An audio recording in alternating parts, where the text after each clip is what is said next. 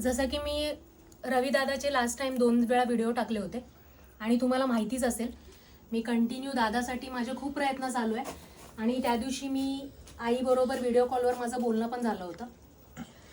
आज मी प्रत्यक्षात दादाच्या घरी भेट दिली आहे आणि माझं इथे येण्यामागचं कारण फक्त एवढंच आहे की दादाचं आज मी ज्या अवस्थेमध्ये घर बघतेय त्याची सिच्युएशन बघते. आज त्याच्या पायांची जी अवस्था आहे, आज आईचं 98 वर्ष वय झालंय आणि घरात कोणाचाच आधार नाहीये. दिवसाला 100 ते 150 रुपयाचं इन्कम आहे घरात आणि महिन्याला हार्डली 1,500 ते 2,000ची इन्कम येते घरात. त्याच्यात आईला मणक्याचा त्रास सुरू आहे, घरामध्ये रात्रीची गळती चालू आहे, कधीही पडू शकतात सगळ्या गोष्टी. म्हणजे ज्या अवस्थेमध्ये दादा आज सर्व्हाइव्ह करतोय ही गोष्ट एक्सप्लेन करण्यासारखी नाहीये. माझं इकडे येण्यामागचं रिझन हेच होतं आणि आईला मी त्या दिवशी शब्द दिलेला की आई मी तुला भेटायला येणार, काळजी करू नकोस.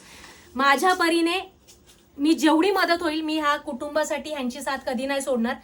पण जर माझा हा व्हिडिओ न कळत सरकारपर्यंत पोहोचतोय, प्रशासनापर्यंत पोहोचतोय, अशा व्यक्तींपर्यंत पोहोचतोय जे काही मदत करू शकतात, ह्या दादाचं घरकुलामध्ये राहिलेलं घराचं काम करू शकतात, तर त्यांनी एक हात पुढे यावं आणि ह्या भावासाठी मदत करावी.